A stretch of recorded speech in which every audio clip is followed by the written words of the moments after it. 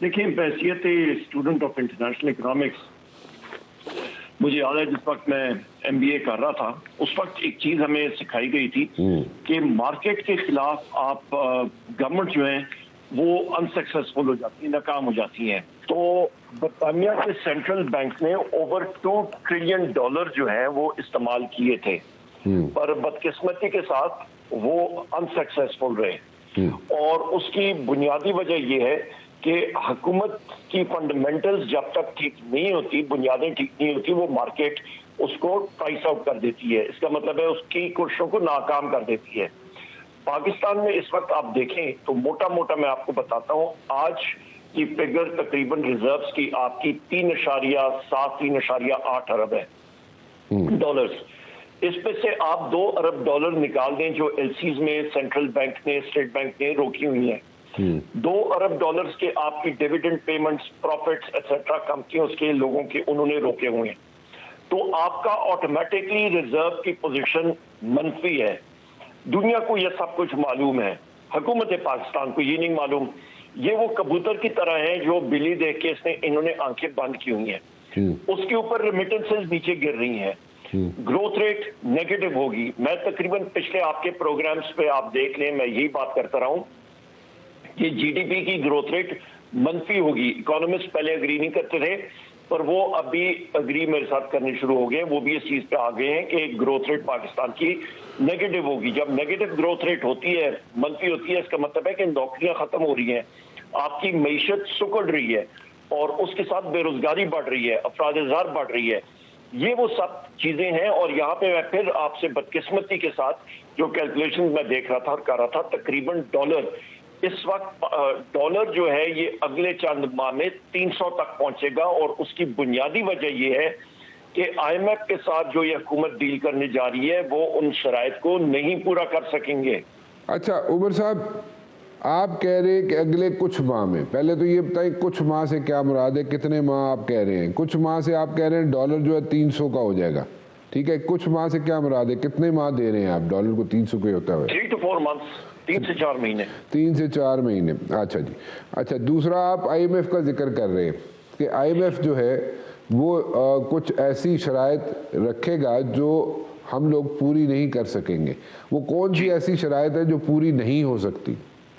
देखिए, ये आईएमएफ इनको कहेगा कि जी आप सब्सिडीज बिजली की कीमतों पे खत्म करें पूरी तरह, आपने सब्सिडीज जो बाकी शोबों में देनी है वो खत्म करें, गैस प्राइसेस आप इंक्रीज करें। आपके प्रोग्राम में मैंने आपको बताया था 300% तक इन्होंने ऊपर लेके जाना है गैस की कीमतों को। और ये भी है कि गैस की कीमतें अभी से नहीं, ये 1 जुलाई 2022 से ऊपर चढ़ेंगी। उसका आप इम्पैक्ट फिर खुद देख लें। बिजली की कीमत तकरीबन आज या 45 रुपए है। ये खुद ब खुद डॉलर की रुपए की डिवैल्यूएशन की वजह से और तेल की कीमत चढ़ने की वजह से ये तकरीबन 85 रुपए फी यूनिट तक जाएगी अगले कुछ महीनों में, हफ्तों में। इसके बाद आपकी गंदम की एक मिनट सर, एक मिनट रुक जाइएगा उमर साहब, रुकिएगा। इलेक्ट्रिसिटी आपने कहा था जनाब उसकी कीमत बढ़ेगी पर यूनिट, वो ठीक है, समझ आ गई। गैस आपने बोला था कि 300% बढ़ेगी, ठीक है। अच्छा, अभी आप जो बात कर रहे हैं उसमें डिफरेंट चीज़ है। डिफरेंट चीज़ ये है कि आप कह रहे हैं 1 जुलाई 2022 से बढ़ेगी। तो इसका मतलब है जो 6-7 माह गुजर चुके हैं उनकी प्राइसेस भी अगले बिलों में आके लगना शुरू हो जाएगी। बिल्कुल करेक्ट। नहीं, वो कैसे, उसकी कैलकुलेशन कैसे होगी? उसकी कैलकुलेशन, क्योंकि ये उस डील में इनके ऊपर ये आईएमएफ का प्रेशर भी, और ये डील भी इन्होंने यही की है कि जी जो गैस प्राइसेस बढ़नी है वो 1 जुलाई 2022 की से बढ़ेंगी, क्योंकि गैस के सेक्टर में ये पास ऑन नहीं कर पा रहे हैं। और वो प्राइसेस इन्होंने आईएमएफ के साथ जो शराइत मानी है उस पर ये शामिल है। तो मैं यही कह रहा हूं कि आप देखिएगा कि गैस इस वक्त नापैद है, और वो फरवरी में जो अभी गैस की लोड शेडिंग आप देखेंगे, गैस नापैद हो जाएगी, गैस खत्म है। इन्होंने कार्गोज जो है उसका बंदोबस्त नहीं किया। एक मिनट, उसकी नापैद जो हो जाएगी उस पर चलते हैं, लेकिन पहले ये समझाए ना हमें कि आप कह रहे हैं कि जुलाई 1 2020 से, यानी कि 6-7 महीने पहले से, यानी कि जो गुजर चुके हैं 6-7 महीने, उससे प्राइसेस बढ़ेंगी। तो उससे प्राइसेस बढ़ेंगी तो आइंदा आने वाला जो बिल होगा वो पिछले बिलों, पिछली प्राइस जो बढ़ी होगी वो आइंदा आने वाले बिलों पे लग के आएगी। जी बिल्कुल यही बात है। नहीं, किस तरह लग के आएगी? पूरे 6-7 महीने का पूरा लोड अगले महीने पे जाएगा या ग्रेजुअली पेगा? वो अभी इनके ऊपर मुनसर है किस तरह करते हैं, पर वो ठीक ठाक लोड है। इसलिए मैं कह रहा हूं कि 300% तक इसने जाना है। ओगरा ने ऑलरेडी जो इनको रिकमेंडेशन की है वो 74% की है, और ये करते कराते तकरीबन 300% तक जो वर्किंग्स मैंने आपके प्रोग्राम में भी दिखाई थी, लिखा हुआ है, ये तहरीरी है, 300% तक इसने जाना है। अच्छा, एक मिनट, ओगरा की रिकमेंडेशन, और ये बिलों पे लग के आएगा। मत देखिए, चले ये ग्रेजुअली लग के आए या एक साथ तो मुश्किल हो जाएगा, लेकिन मेरे ख्याल में ग्रेजुअली पिछले जुलाई से लेके, यानी कि जुलाई 2022 से लेके फरवरी ऑनवर्ड्स या फरवरी के बिलों के साथ ये लग के आना शुरू हो जाएगी। गैस की जो प्राइस हाइक हुई है, सो पिछले 6-7 महीने जो आपको रिलीफ मिलता रहा वो अब आपको रिलीफ ऐसा नहीं मिलेगा, और 300% जो प्राइस है वो ओगरा ने जो कहा था अकॉर्डिंगली वो प्राइस बढ़ जाएगी गैस के बिलों में। ऐसे ही है ना जी? बिल्कुल यही बात है। अच्छा, मुझे एक चीज समझाया आपने, एक और बात अभी की थी before we move on to the next thing. हम इलेक्ट्रिसिटी और जो चीज़ें नापायद हो जाएंगी, गैस नापायद हो जाएगी, उस पर हम आते हैं। आपने एक बात कही कि जो शराइत है IMF की, जो जिस तरीके से IMF अपनी शराइत रखेगा वो शराइत जो है ये पूरी नहीं कर सकेंगे। अब वो शराइत अगर पूरी नहीं की जाती, नंबर 1, पहले तो वो शराइत कौन कौन सी हो सकती हैं? एक तो आपने बता दी, उसके अलावा और कौन कौन सी हो सकती हैं शराइत जो नहीं पूरी की जा सकती, और अगर नहीं पूरी की जा सकती तो फिर क्या होगा?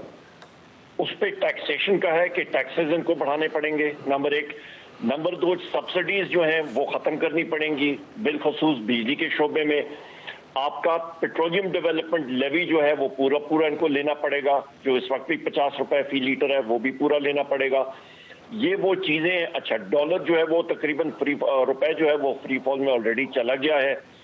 ये वो चीजें हैं जिस वक्त ये करने जाएंगे तो इसका इम्पैक्ट जो है, ये कैटलिस्ट है जिसकी वजह से अपराध इतनी तेजी से बढ़ेगी कि आज भी आपके मेरे जिले में पेट्रोल की शॉर्टेज आ रही है। हरिपुर में आपका जिस वक्त गंदम की कटाई होगी, डीजल की शॉर्टेज आ रही है।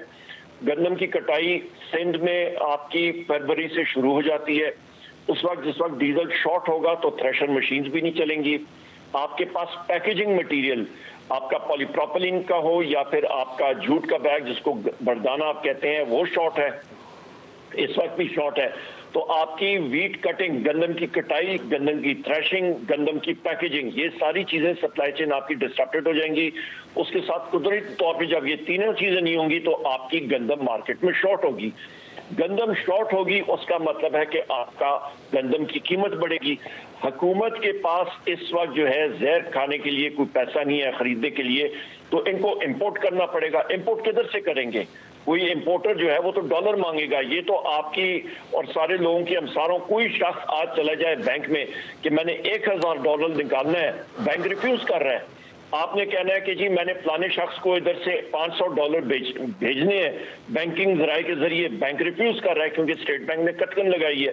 ये वो हालात है जिसकी वजह से आपके आटे की कीमतों में जो इस वक्त 3200 रुपए फी बैग, 20 किलो का जो बैग होता है, ये तकरीबन आपका 4500-5000 रुपए पे पहुंचेगा।